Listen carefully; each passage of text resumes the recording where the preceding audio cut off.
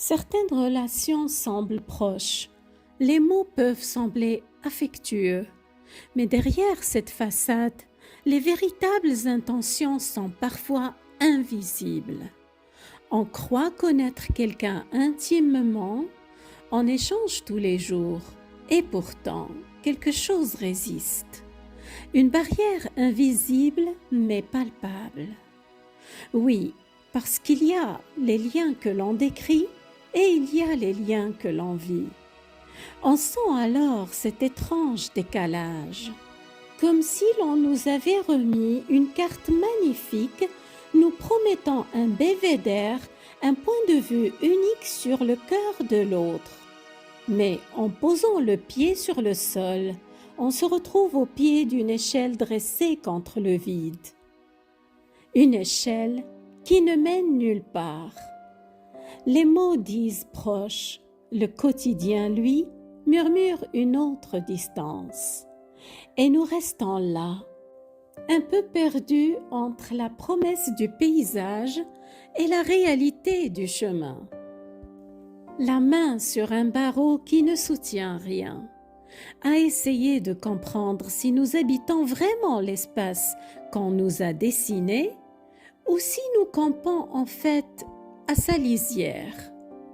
Aujourd'hui, je vous invite Au cœur des relations à une enquête douce, à découvrir, à apprendre ensemble, à lire la place réelle, non pas celle qui est promise, mais celle qui est offerte, à distinguer enfin si nous sommes reçus dans le salon ou si nous attendons toujours dans l'entrée. Au micro, c'est Fatem Zahra Alemi. Et c'est dans cet écart entre la carte promise et le territoire réel que j'aime poser mon regard. Passionné par cet ajustement subtil, celui qui permet à chacun de trouver sa juste place dans le cœur de l'autre et d'y être en paix. Le sujet donc de cet épisode, c'est cette place fantôme, cette illusion de proximité qui dissimule en réalité une mise à distance profonde. Et ce moment où l'on réalise que la place privilégiée que l'on croyait occuper est en réalité très loin du centre de la vie de l'autre.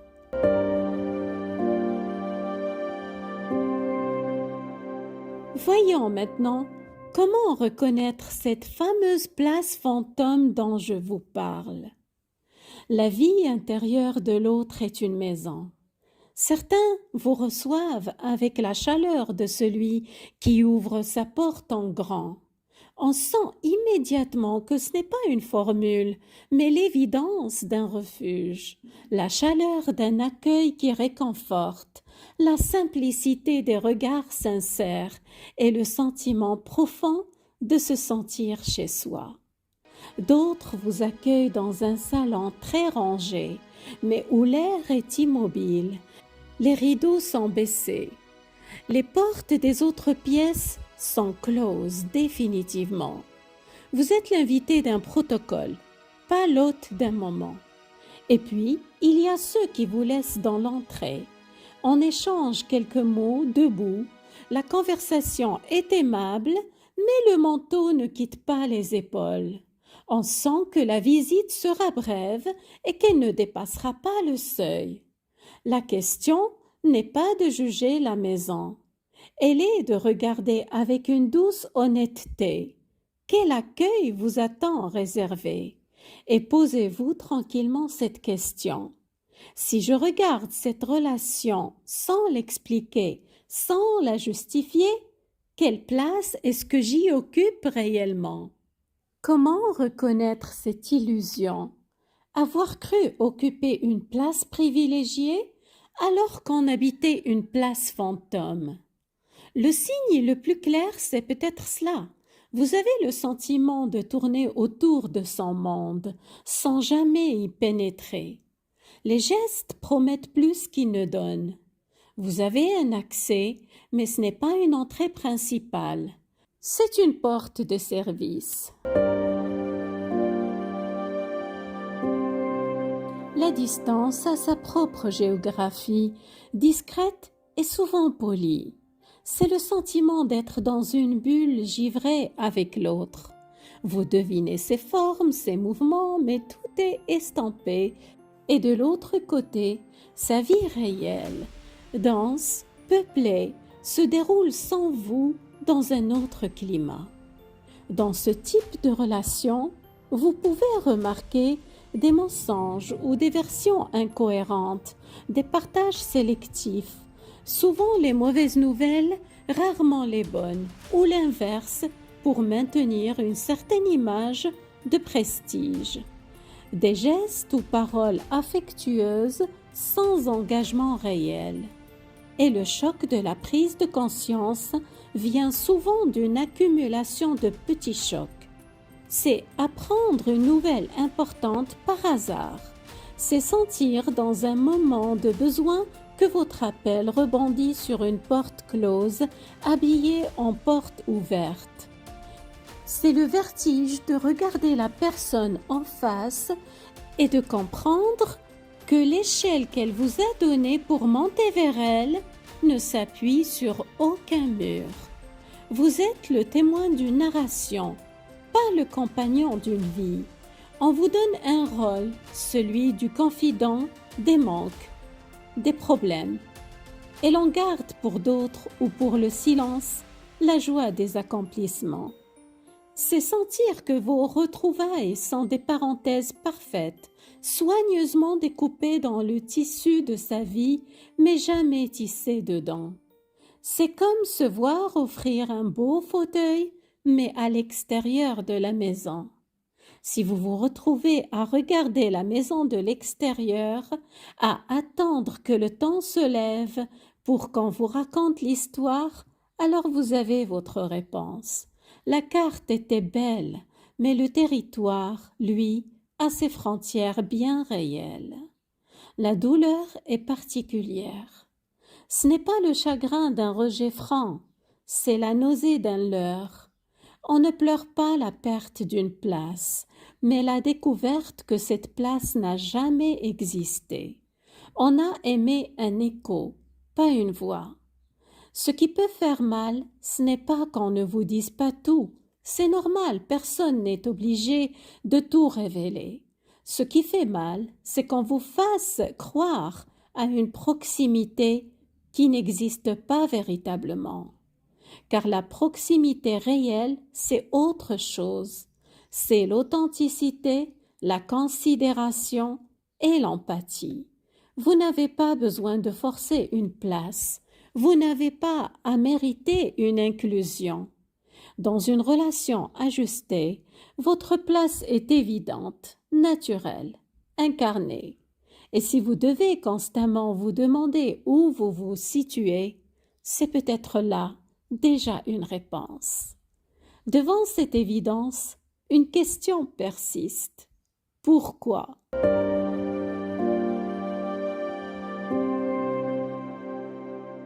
Cette prise de conscience soulève une question. Mais pourquoi? Pourquoi tenir quelqu'un si près par les mots et si loin dans les faits? Derrière cette façade d'intimité, il peut y avoir différents moteurs, souvent inconscients. Une faim qui cherche à se nourrir, sans pour autant vouloir partager la table. Parfois, c'est par commodité. Vous remplissez un rôle précis. Le confident léger, le miroir flatteur, le témoin de sa réussite ou bien de sa souffrance. Vous êtes utile à l'image qu'il projette, mais non essentiel à son équilibre véritable. Le problème n'est pas d'avoir un jardin secret, nous en avons tous. Le problème, c'est qu'on vous fait croire que vous y êtes invité, alors qu'on vous garde à l'extérieur. Parfois encore, c'est un besoin pratique qui guide la main. Un besoin d'aide, de soutien matériel, de service. La relation devient alors un canal fonctionnel. On y puise une ressource tout en gardant la source de sa vie à l'abri. D'autres fois, Le moteur est un besoin émotionnel intense, un besoin d'attention, de validation, d'affection inconditionnelle. La personne se présente alors comme un vase vide, cherchant à se remplir de votre présence sans toujours avoir la capacité ou la volonté de vous rendre l'appareil. Vous êtes le miroir qui la rassure sur son existence. Enfin, il peut s'agir d'un besoin relationnel ou social. Le besoin de maintenir une certaine image, d'être entouré, d'être perçu comme une personne ouverte, fidèle, intime.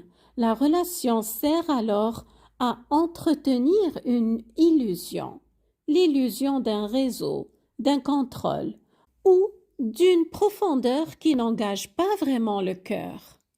Comprendre cela n'est pas pour accuser, mais pour éclairer. Cela permet de voir que la distance que l'on vous impose n'est souvent pas une vengeance, mais une stratégie de préservation.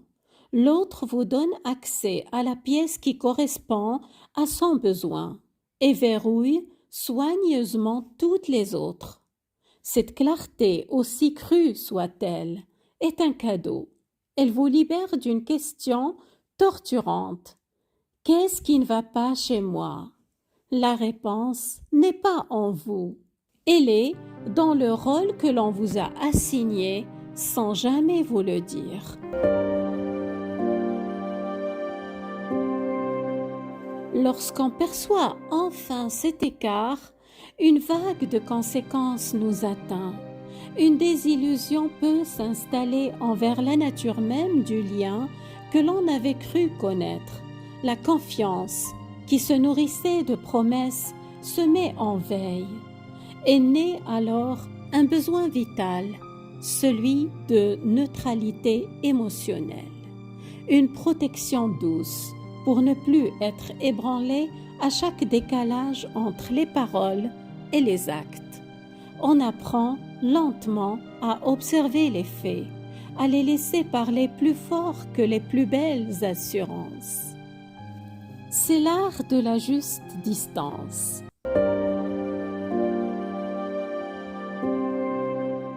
Alors, face à cela, comment se protéger sans se fermer? Cultivons maintenant ce nouvel art relationnel. Maintenir une distance bienveillante, émotionnelle et parfois physique, qui n'est pas un mur, mais un espace de respiration. Ne plus attendre une transparence totale qui ne viendra pas. Accueillir ce qui est partagé comme un cadeau ponctuel, non comme un dû ou la preuve d'une intimité absolue. Observer les faits plutôt que de continuer à croire aux paroles. Et pour le reste, arrêtez d'être curieux. Cessez de chercher à comprendre, à savoir, à percer l'énigme. C'est un repos salvateur pour l'esprit. Gérez chaque interaction pour ce qu'elle apporte réellement. Une compétence partagée, un moment de légèreté, une aide ponctuelle, et cessez d'y puiser une reconnaissance affective qu'elle ne contient pas. Enfin, restez attentif aux incohérences. Ces regards sans attitude en votre présence, quelle place il vous donne factuellement dans sa vie? Vraiment proche comme on veut vous faire croire ou lointaine par son comportement? La leçon à retenir de tout ça, c'est de ne jamais tenter d'occuper une place que l'autre n'est pas prêt véritablement à vous donner dans sa vie. La proximité n'exige pas de tout se dire, mais d'offrir à l'autre une vraie considération. Cela se voit dans l'empathie, pas dans la transparence totale.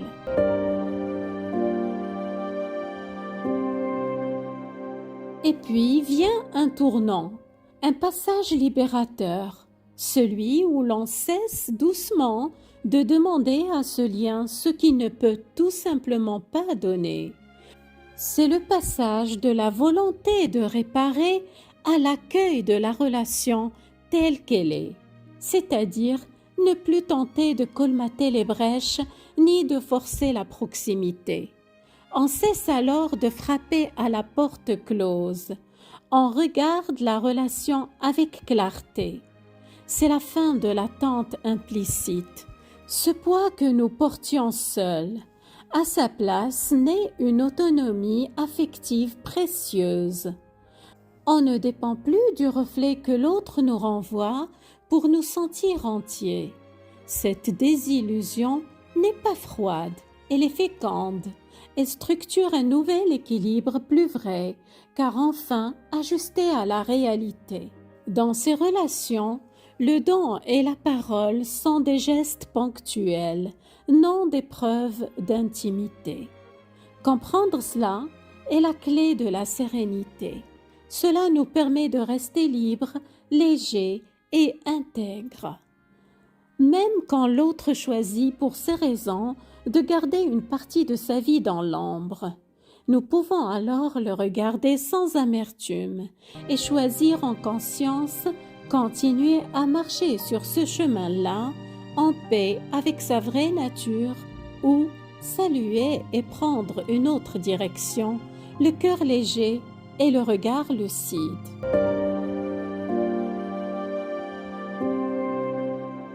Voir cette distance peut blesser. C'est le deuil doux amer d'une proximité que l'on avait cru réelle. Mais dans cette prise de conscience naît une liberté précieuse, celle de s'aligner. S'aligner, c'est cesser de frapper à la porte d'une pièce qui ne s'ouvrira pas. C'est dire en soi-même « je suis dans le vestibule, soit ». Alors, je vais y être un invité paisible et ne plus attendre qu'on m'invite à la table du dîner. C'est un acte de respect immense, respect de la vérité du lien que l'on cesse de torturer pour qu'il soit autre, respect de l'autre que l'on libère du rôle impossible qu'on lui faisait jouer, et surtout respect de soi. On cesse de dépenser son cœur à espérer contre l'évidence. On le récupère tout entier. On se met à la bonne distance, celle qui est réelle. Et dans cet espace ajusté, la relation peut enfin respirer, légère, authentique, délivrée du poids de l'attente.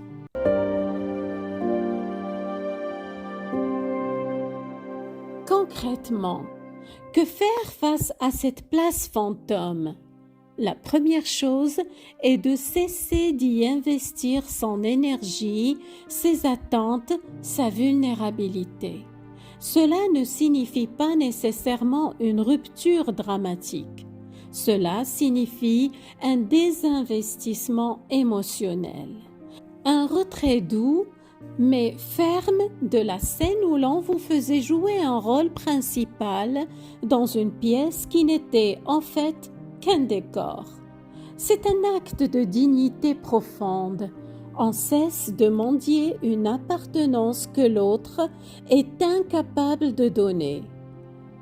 On reprend le pouvoir de définir sa propre valeur au lieu de l'attendre d'une place qui n'existe pas. La seule place qui ne puisse jamais être un mirage, c'est celle que l'on occupe dans son propre cœur, celle d'un être entier qui ne conditionne plus son estime à être le centre du monde de quelqu'un d'autre. Les liens vrais, ceux qui nourrissent, ne vous font pas courir après une place, ils vous en offrent une, naturellement, sans que vous ayez à en vérifier constamment les fondations. Vous y êtes simplement. La porte n'est pas une illusion, elle s'ouvre quand vous frappez. Quittez la place fantôme. Tournez-vous vers les espaces réels, ceux où votre présence est accueillie et non simplement tolérée, où vous n'êtes pas un figurant dans le récit de l'autre, mais un co-auteur d'un chapitre partagé. La plus belle place à occuper est toujours celle où l'on peut être pleinement soi, sans avoir à jouer le rôle de l'invité privilégié d'un château qui n'existe pas. Tournez donc le dos au mirage, votre réalité vous attend.